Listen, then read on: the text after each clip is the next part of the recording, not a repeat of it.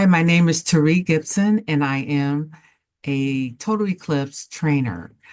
We call the software Eclipse for short, but it's actually Total Eclipse software that has been created by the Advantage company.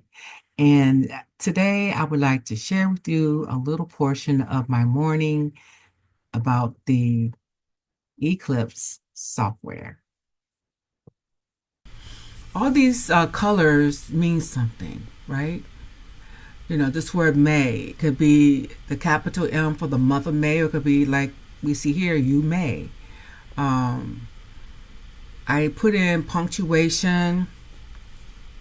Uh, Normally, what would happen is when you come here, you would read the sentence and does it need a comma? I would hit the number 2. And sometimes I just put the comma in, don't even hit the 2. And that's what happened in that case. And so as I am editing this transcript, I'm listening to the judge in the background talking. Because as I'm writing real time, I do have on audio.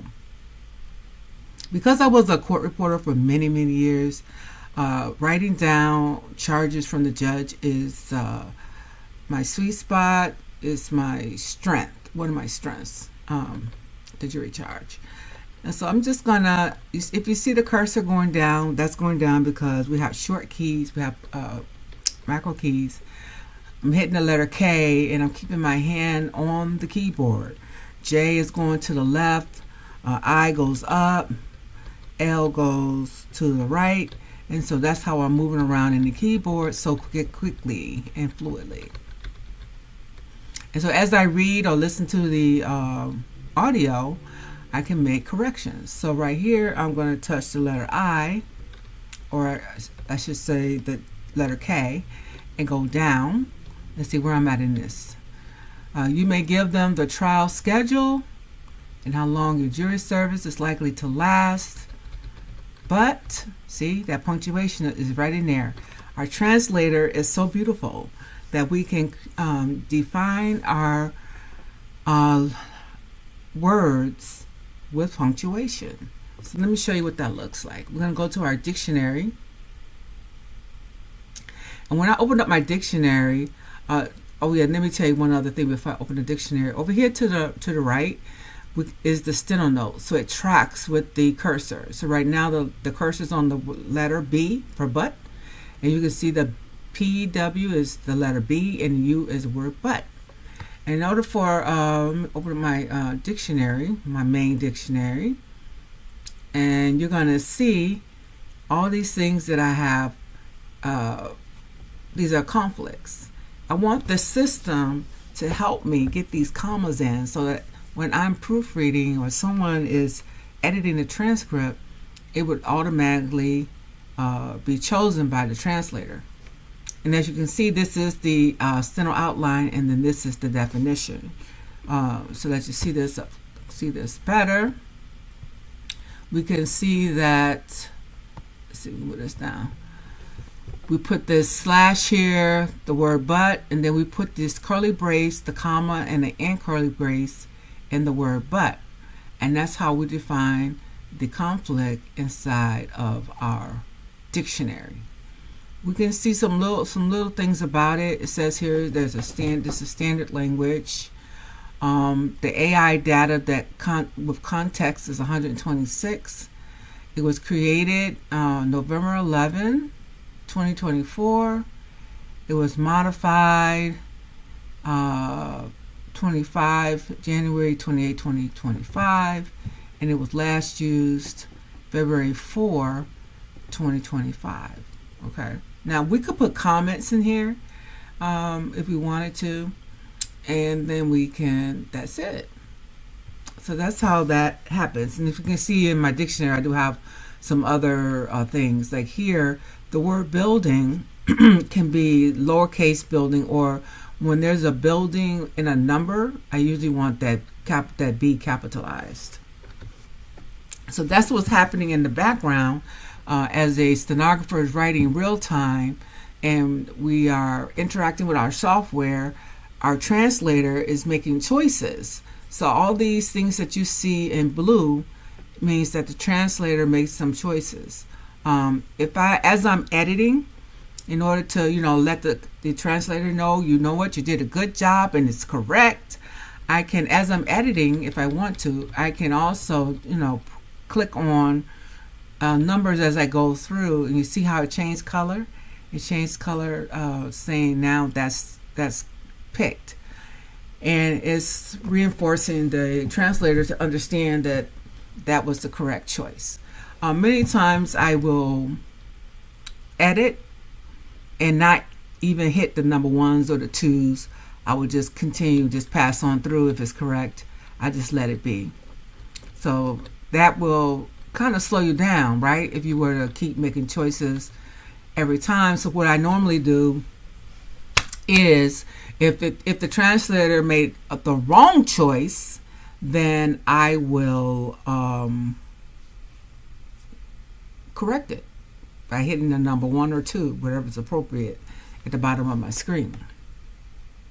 Okay, let me see. So I think that's it. So I just wanted to show you guys a little bit of the editing. We don't need to go further, but as a Eclipse trainer, I do train scopists how to use this software. I also teach a little bit foundation on stenography, so that they can understand what they're seeing. And we want scopists to be able to read the steno on the side, and so that they can do a better job. If the audio, we do have audio backup. If the audio is bad, we don't want people deleting things, which has happened. I have hired people and they're deleting words that should not have been deleted. If only they had to just looked at the steno, knew how to read steno, then they wouldn't have made that error. Okay, so that's my little talk for today. This is Eclipse Software, and I have shown you part of the screen. The bottom, past this line, past the word reason on the bottom, I can see how many pages the transcript is. I can see what page I'm on, and I can see the choices for my conflicts are below this line. You can't see that. I'm sorry about that. I didn't bring it all the way down, the coverage, but that's it. So I have just shown you how I use the Eclipse software. I'm working on a trial transcript right now, and you can see that when a reporter has good skills, that most of the text is there, about 95 plus, 90, 98% of the text is there. And what we have to check on is punctuation, homonyms. Sometimes you might write mistakenly hear something else. And sometimes when we listen ahead, we assume that something's going to be said, or a verb or something like that. So that has to be corrected, because people are talking so fast that you're using all your intuition, your active listening skills, and phrases, words that commonly come together. But sometimes people don't always use the same pattern of speech, and they may use a different word and unexpectedly. And so sometimes when we expect a word, we might write that word instead of what was actually said. That is why we have to edit the transcript and read the transcript. And that's why it is good to have audio to check to make sure that the right words are being spoken. Okay, so that's the end of today's video, and I hope something was shown that what was interesting about the software. And again, I am an Eclipse trainer, and if you're interested in learning how to use this software, become a scopist working with a court reporter, contact me. My information is all in the description below, and schedule that strategy session on my site. The link is below, and let's get you started. Let's get you trained. Reporters are needing help these days and would love to put you on their team. But you have to be trained first. Let's get trained and let's get working.